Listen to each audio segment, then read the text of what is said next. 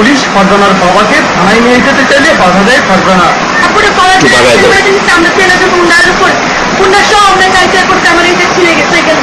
তারপরে মানে আব্বুরে নিয়ে গেছি, আমার আব্বুর এখানে একজন মারতেছে আমার আব্বুর সাথে, আমার আব্বুরে আমি এইভাবে উপর পিছন থেকে বাধাই রয়েছি, আমার ভিতরে নিয়ে গেছে, ভিতরে নিয়ে আমার আব্বুরে মারতে মারতে উপরে নিয়ে গেছে, আর আমার ভিতরে ক্যান্টিন আছে, পুলিশের ক্যান্টিন, ওইখানে নিয়ে গেছে, নিয়ে তারপরে আমার জড়ায় ধরছে পিছন থেকে, এখানে চুমা দিচ্ছে, গালে চুমা দিচ্ছে, পরে আমি বলছি চাকরি আমার চায়, পরে বলে আমার ঠাপ করছে, আমার গলার থেকে চেনটা এইভাবে খুলে নিয়ে গেছে, তো আপনি আমার চেন নেন, আমার চেন নেন, পরে বলছি সেটা তো চেন প্রমাণ কে বলে আমার এই ওখানে ঠাপ করছে,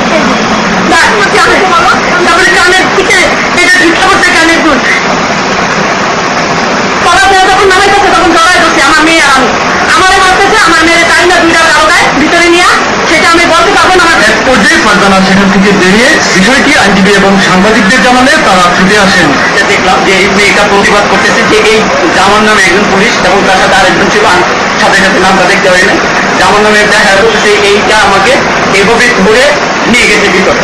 আইনজীবীদের সামনে ওই পুলিশ সদস্যকে চিহ্নিত করতে তাদের ভেতর ঢুকতে চাইলে বাধা দেওয়া হয়। তর্কাতর্কির এক পর্যায়ে আইনজীবী এবং গণমাধ্যমে আদালত প্রতিবেদকদের লাঠিপেটা করে পুলিশ।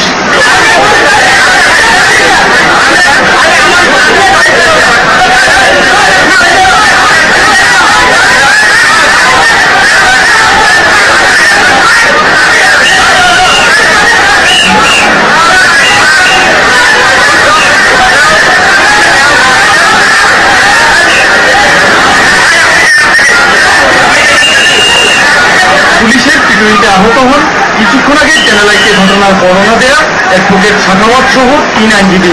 সব ধরে নেয়, ক্যামেরা ভিডিও করেন, ধরে নেয়।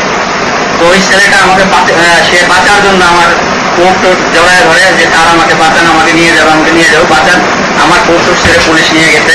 ঘটনার পর পুলিশ ক্লাবের তালা ঝুলিয়ে দেওয়া হয়।